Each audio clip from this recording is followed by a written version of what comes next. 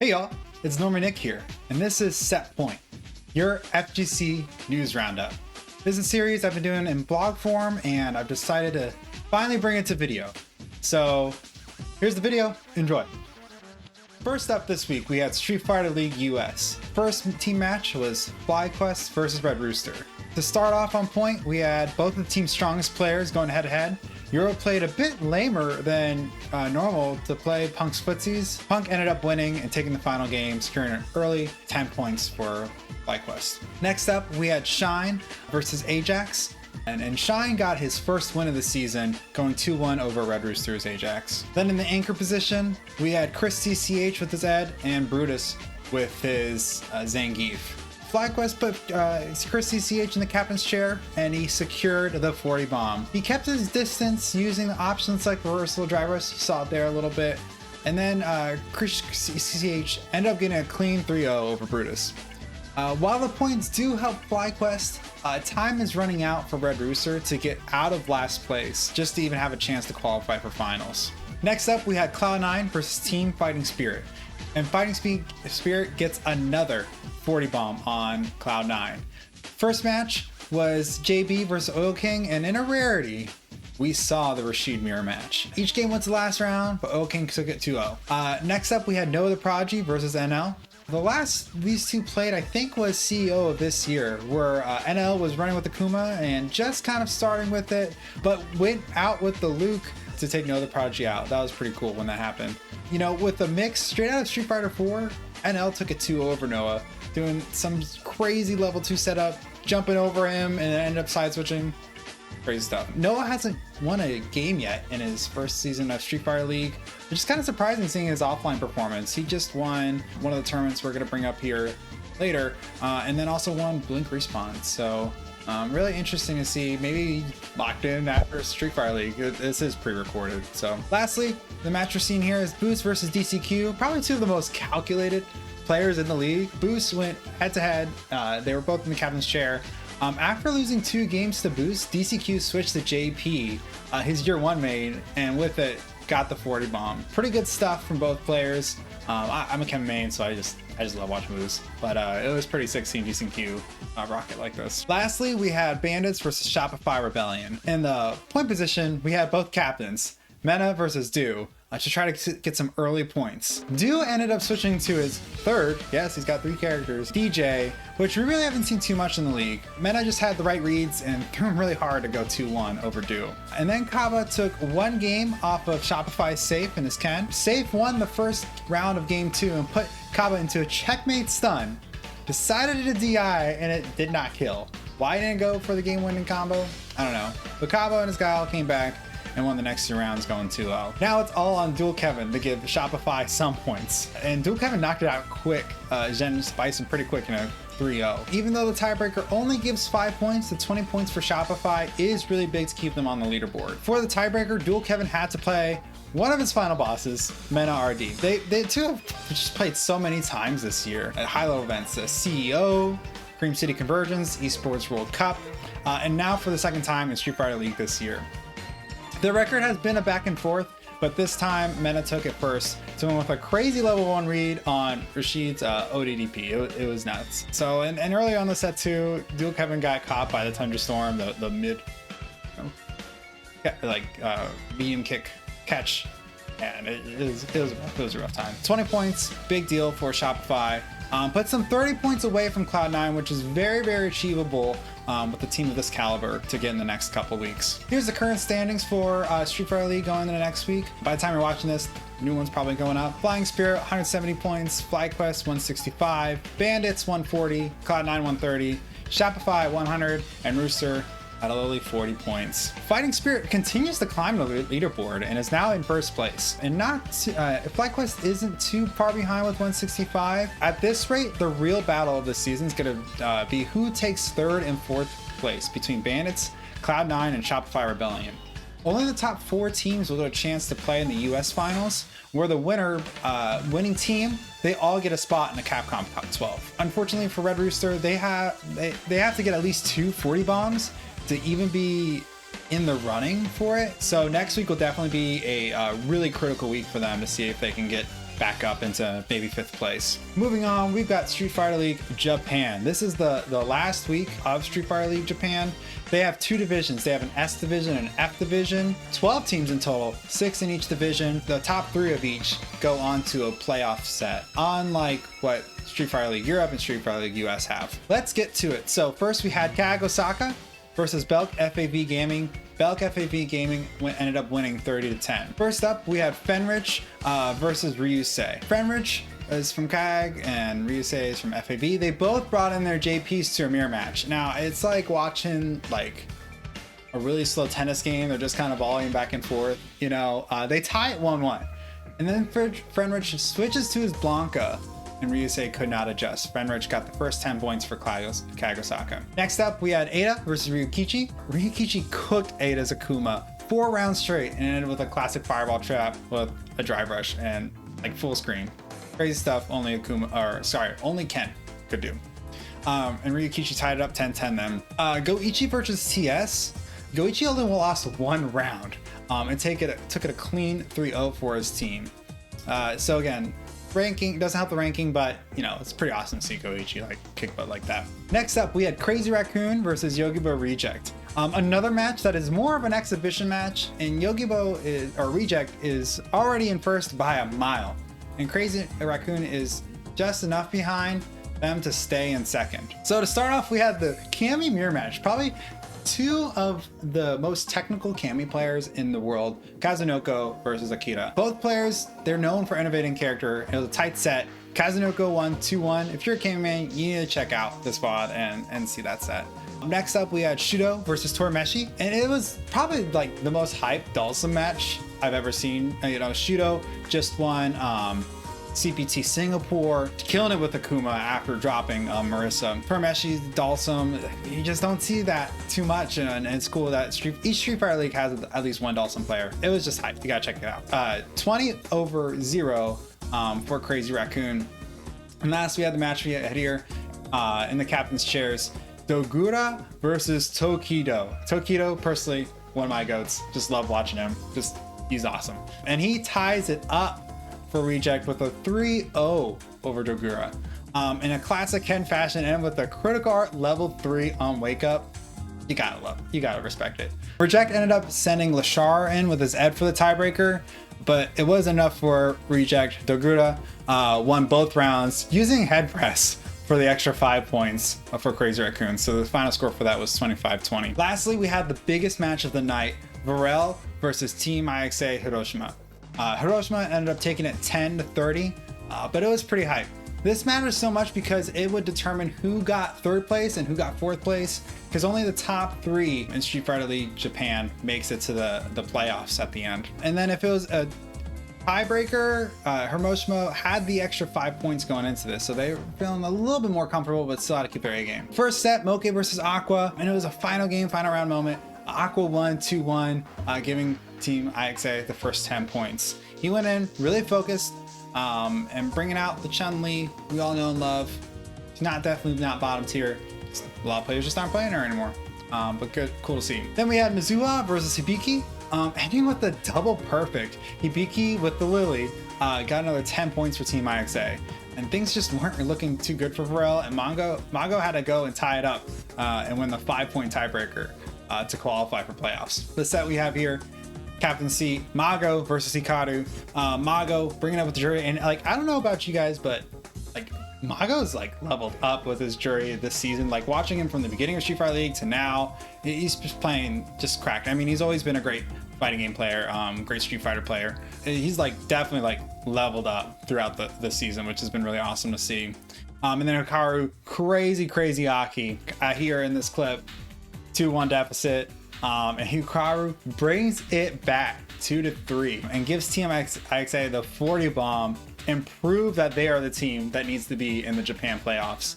Mago playing real clean and took advantage of jury's feng shui a lot, but Hikaru just had better confirms and pressure to take it all home. Okay, so here's the final standings for Street Fighter League Japan F Division. We had Yogibo Reject with 305, Crazy Raccoon with 245, Hiroshima Team IXA with 230, Those 3 teams will be going on to playoffs.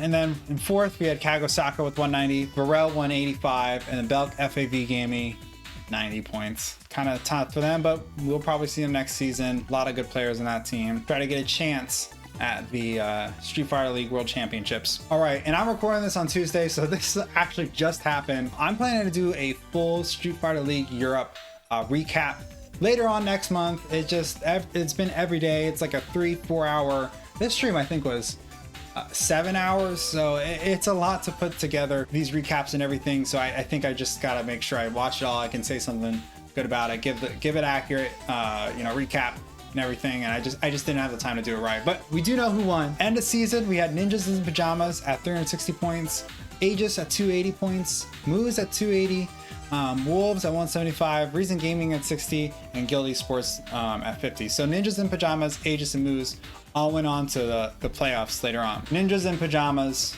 Angry Bird, Big Bird, Veggie.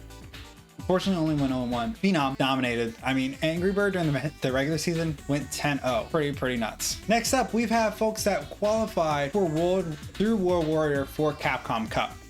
So first up, from US Canada West, number 5, winning through or qualifying through points, we have Chris CCH. You might know him from Street Fighter League, and he's been a leading force in Street Fighter World in the US since Street Fighter 5. And especially during Capcom Cup, Capcom Cup 9 in 2022. He was playing Luke in Season 1, but now switched to Ed and getting a lot really good results. Next up, this is a face I'm sure those of you who've been following the scene are really happy to see. Dual Kevin finally qualifies through points in the US, Canada, Midwest region. It's a super region, so there's gonna be more people qualifying later on. You know, he's critiqued the current system of CPT. Now, he's putting in a lot of work, grinding, going to a lot of events, like getting top 3, you got 3 top 3s, and it kind of amounted to nothing. Thankfully, here through the US, Canada, Midwest, Dual Kevin moves on. Really happy for him. Congrats to him. Next up, probably one of the best South African Street Fighter players. I'm gonna say his name wrong. Jabim. He won with Terry Bogard, which is pretty awesome. He's, like I said, arguably one of the best Street Fighter players in South Africa. Is actually this is his second Capcom Cup, and he's the second Terry player to win.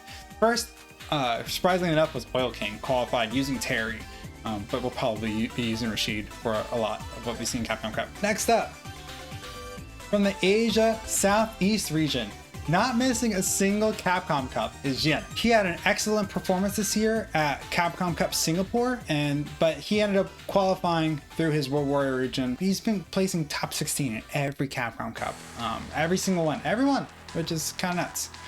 He currently makes content with Mike Ross on Versus Vortex, which is a really cool, really fun, entertaining show. I highly recommend it if you get a chance to check it out. Next up, from Oceania, we have Sol. He's 19 years old. That's about all the info I could find from him. One with Aki. So we're good to see him there. Hopefully he can make it up to Japan. Good for him. I'm really happy. Hopefully we find out more about him too. Maybe they'll do an interview with Capcom Cup people. It's always tough when you don't know who these people are, and being an Oceania region, that's not known for being like a stacked region. So we'll probably more as Capcom Cup goes on. Next we had Limestone from South America West. I couldn't find his info, but he is the first player from Colombia to make it into Capcom Cup. So congrats to him. I think also a Terry Bogard player. I could be wrong. Going on, this month we also had, this week we had another European Tekken Cup major event. This is the 3rd year of it, but basically it's kind of like a tour, Tekken World Tour kind of thing just for Europe. The rules are slightly different, but they're a lot more region localized, but this is a major event where anyone from any region can participate and try to get points, but the points only go to their regional leaderboard. There's not like a global one or anything like that.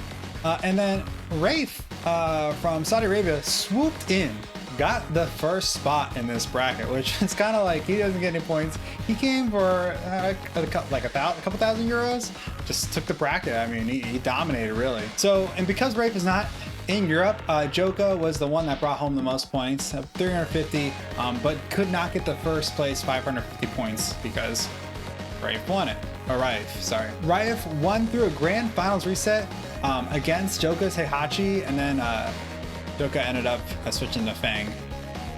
Daniel Mato, a Fang player and Jin player from Italy, was the one that beat Rife and put him at 2-0 and put him into losers, and actually ended up getting a third. And then we had another Italian, Fake Potter, that Rife was about to lose it all to during his losers run, and it got down to set point, and then Rife brought it back 6 out of 7 rounds in a row. Greece's own, forgive me, Kostatics, a young Lars player, also ended up getting top 8 and getting 4th.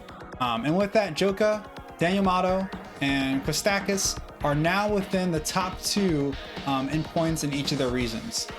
There's still 4 more events and the LCQ to qualify for the finals. The Gamescom land in February 2025. You can also buy tickets. I'll have the link in the blog post that I ended up making.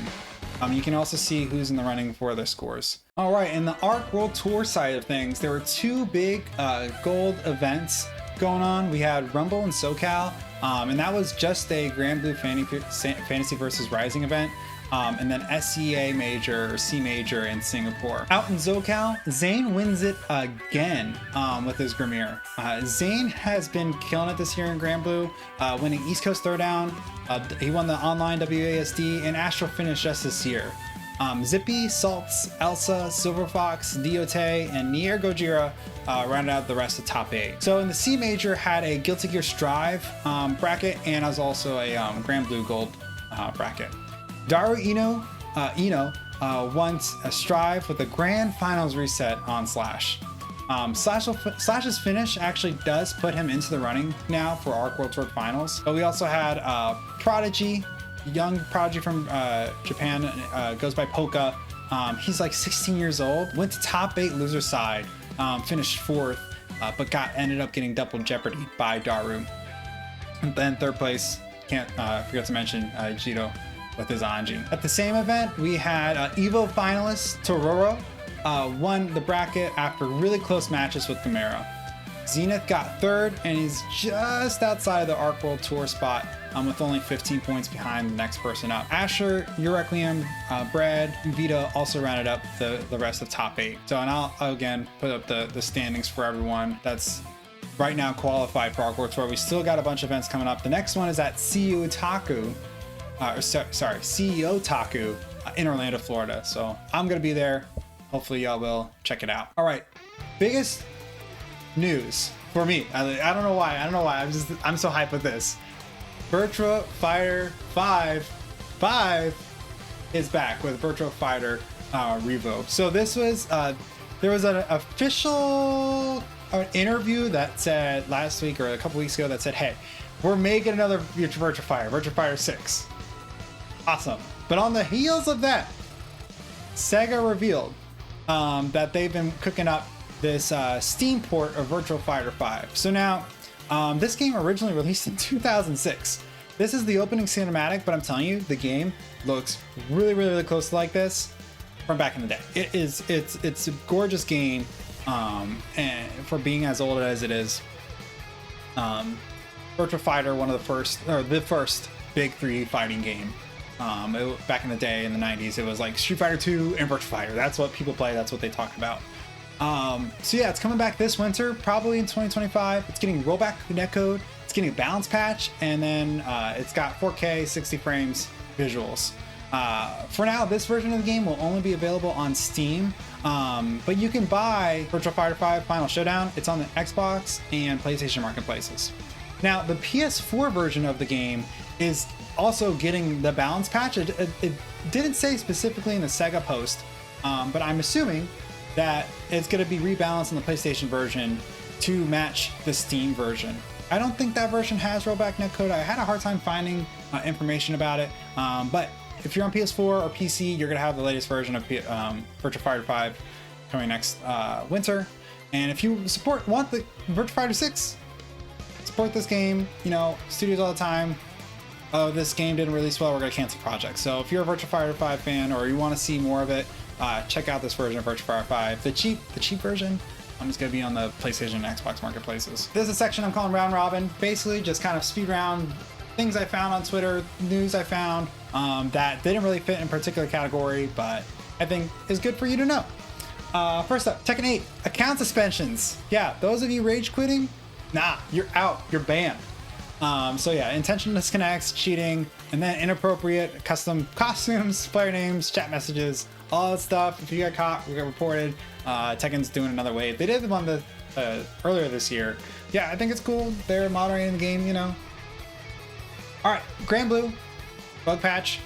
You might have seen this, but just bug fixes to different characters. I'll have a link to all these things I'm talking about in the blog post. I'm going to put in the description later on. But yeah, nothing game changing, especially as Arc World Tour is going on. So also on Twitter, I didn't post a link for this. There is a Street Fighter 4 rollback mod that's going around, and just kind of a PSA. It's the mod opens up all of the ports to your computer and how it accesses the internet. It's kind of like having all of your doors unlocked into your house. So really big security risk. Be really careful if you end up downloading it, but you know, it's out there if you want it. Another alternative is to run the game through Parsec. That's what a lot of people have been doing to run Ultimate Marvel vs. Capcom 3. That's how TNS does it. And so the same idea of how that works would also work for Ultra Street Fighter 4. If you've been dying to pre-purchase Guilty Gear Strive for the Nintendo Switch, your prayers have been answered. You can now pre-order Guilty Gear Strive for $60 with all the DLC. So I don't know if they're going to change the price on Steam once this comes out, but it's pretty awesome that you get all the DLC characters up to the release date in January. Or I shouldn't say all the characters. Let me be specific. You get 28 characters. 28. I think it's main class plus DLC, but maybe not season 4. That's 28. I have to do some math. All right, and then we had Cold Front 2024 though. So this was like kind of a regional, just like a regional New York, you know, Manhattan, New York. But each of these games this year, Dragon Ball FighterZ, Tekken 8, and Ultimate Marvel, Street Fighter 6 had 2K pop bonuses. So this is like kind of a big event. Some majors don't even pay that much. So this is kind of a big deal. For the winners, we had for Dragon Ball FighterZ, we had Yasha, Ultimate Marvel, Escalante, Tekken 8, Pure Silence, and Street Fighter 6, No the Prodigy, flew out from California, took the money, went home. So I'll put the details of the bracket in the description. Then here we have Aquapazza. It looks like a Soge, like anime. I don't really know what this is. This popped up, but if you're into like crazy weird anime games, it looks like a 2v2. I don't know. It probably won't have rollback. It's coming out next year. Aqua Plus Dream Match. If you're into this kind of weird stuff, or you're a TO looking for a mystery game for your mystery fighting game tournament, this is probably a good one to be running, because I have no clue what this is. It was anime. It was arcade only. Getting a home port. Cool. Here comes a new challenger. This is the segment where I'm just talking about upcoming events, things that are coming up. Next European Tekken Cup bracket is going to be Hidden Retreat. That's going to be in Windr. I probably butchered that. Winter, Switzerland. That's kind of it. And then we have just a ton of World Warriors. So this is from Wikipedia. Shout out N-Cross, keeping this up. Here are all the World Warriors going on for next week. We've got South Korea Regional Final. Middle East number 5. That's a super region. Big Bird already qualified 3 points. So that match is kind of just to see who gets in top 8 for the regional final. We've got UK Ireland regional final. We got Spain Portugal regional final. Asia South regional final. France and Monaco number 5. That's a super region. So whoever wins in points in that one will get a Capcom Cup seat. Germany regional final. US Canada West regional final. And then Brazil regional final. Kind of coming up. Besides Tekken World Tour and CEO Otaku and the World Warriors, December is going to be a little bit slower. And then when the new year starts, we're gonna have Frosty Faustings and then a bunch of world tours. It's gonna be a really exciting time. Thanks for checking out the video. I will be streaming this on my Twitch, Normie_Nick. For next week, I'm gonna be doing some Street Fighter 6 and Tekken and then some retro stuff. I need to grind actually some Mark of the Wolves, because I have been I have signed up for multiple Mark of the Wolves tournaments, and there's not really a scene here in my area, so I'm gonna have to grind on stream.